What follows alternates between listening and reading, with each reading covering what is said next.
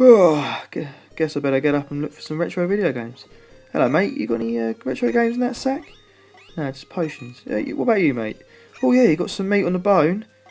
And the Terminator on the Sega Megadrive. Yes, I found some retro video games. Awesome.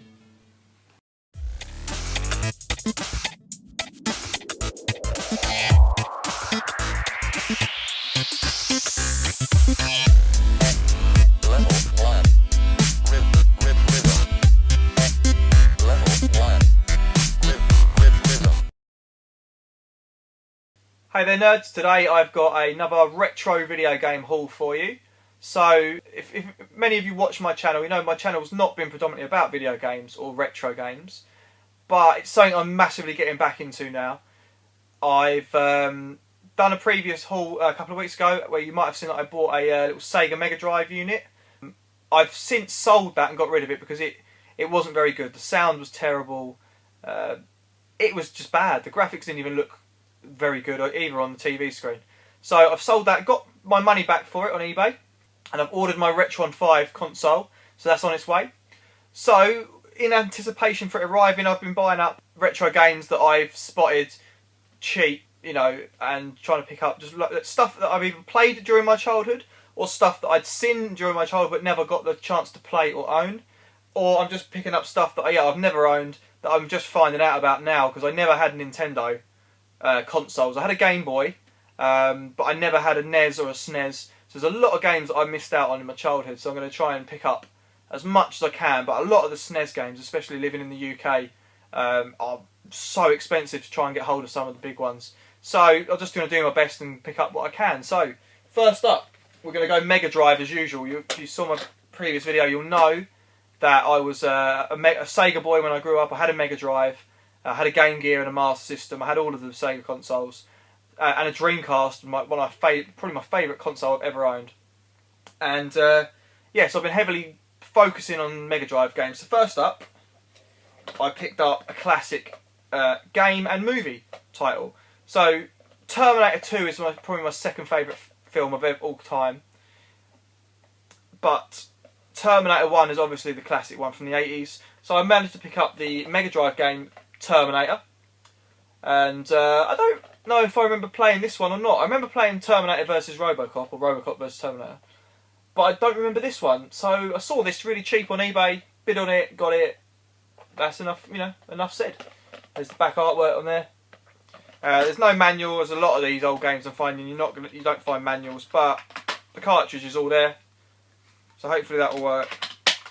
So that's awesome. The Terminator. Okay, next up is a game that I did play when I was younger. The film came out just around me going up to high school, and it's The Lion King, classic Disney film. Absolutely brilliant. I bought this one because Charlie actually mentioned remembering playing this when she was younger. And then predominantly for Ryden, because I'm going to let Ryden grow up, first of all, playing the old games, just like us. Try and give him a similar childhood to what I had, playing the old games first before I expose him to the new modern consoles. Because if I expose him to the modern console straight away, he's going to come back to this and think, "Oh, what the hell's this? It's rubbish." So yeah, we're going to get him straight away onto Sonic and Mario and that stuff first. So yeah, pick this one up with him in mind. It's The Lion King. Got it really cheap in a second-hand shop in the UK called Cash Converters. Got it for £5, so it's pretty good. Yeah, the case is all there. Again, no manual, but we've got the cartridge. It's the main thing. There's the back art. Okay, so it's The Lion King. Okay, next up. Now this is a game that I never owned as a child. I never really played it when I was a kid. I don't remember playing it. But I remember seeing this on TV. I mentioned Games Master in my previous haul video, which was a TV show we had in the UK where kids played each other in like a little tournament style on various games. And I remember seeing this one a lot. Now I think they normally played it on the Neo Geo, but it's King of the Monsters. I'm fairly sure this was a Neo Geo game. And again, I never owned a Neo Geo. That was something you very rarely saw in the UK. And if you did, you were from a rich family because those things were costing serious cash. Basically, it's like a Godzilla-style game where you've got loads of massive monsters, this big dinosaur thing, a beetle, this superhero dude, and you are in the middle of a city and you just fight each other, sort of Street Fighter-ish style, but in amongst the city, and the city gets trashed while you're fighting. So a game I always wanted to play. It's the back art there. So I can't really tell you anything much about it because I haven't played it yet. But I will once I have. So yeah, King of the Monsters, really cool looking game. Okay, I also picked up a spare Megadrive Sega controller. Now this is a new one that's been made. It's a fake one. It's not real. I bought it from China for £1.79, so you can't go wrong there. So I thought I'd get one and test it out, and if they work, I'll get some more. So yeah, an extra controller, need that. Okay, so next up, I went to the charity shops and looked around there. Didn't find anything. This is the only thing of any value that I found. I got this really cheap. Didn't actually check the disc. It's probably scratched the buggery. No, disc is absolutely fine. So this is a PlayStation 2 game. I got it for 50p in Oxfam. And it is Medal of Honor Frontline. Now this game is the game that really showed me that the PlayStation 2 meant business, I think. It's the first game I played where I was like, wow. And I'm not even into World War II games, or I wasn't into first-person shooting games at the time. But I just remember going around with my friends, he'd bought this, and playing the first level, which was the D-Day landing, where you come off the boats and there's missiles and gunfire everywhere. And I thought, wow. That is something else. So I saw it for 50p. I thought I'm going to pick it up. I've got a PlayStation 2 sitting around. Maybe I'll give it another go. So yeah, Medal of Honor Frontline. Okay, next up. This is the first. Right, so I am in my 30s. I'm not going to say how old exactly I am. I'm in my 30s, and I have never ever owned a Nintendo game in my life from the NES or the SNES, the Super Nintendo.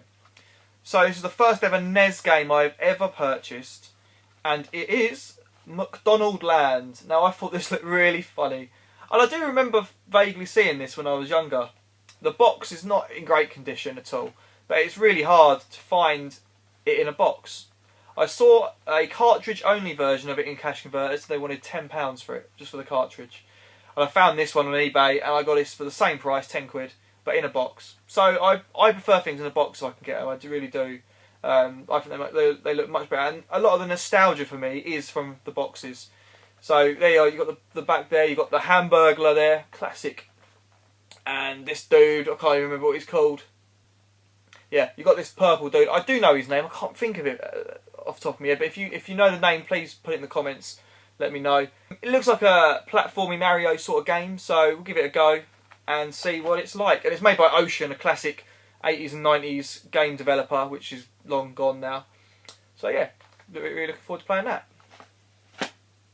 Last up, I've bought a game for the Super Nintendo, but it's actually for the Super Famicom. And I know nothing about this game, but it's a character that me and Charlie really like. Since I got the Funko Pop figure in my Pop in a Box a couple of months ago, and it is Doraemon.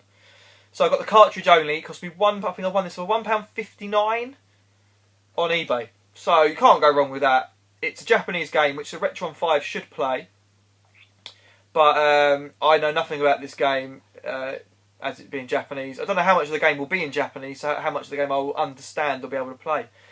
But I bought £1.50, I'll pick it up. And yeah, Doraemon is a cartoon character, anime character from the 70s, I think. And you can find it on YouTube, and he's basically a time-travelling cat. So yeah, thought I'd give this one a go and see. So yeah, it's the first ever, definitely the first ever Super Famicom game I've ever owned.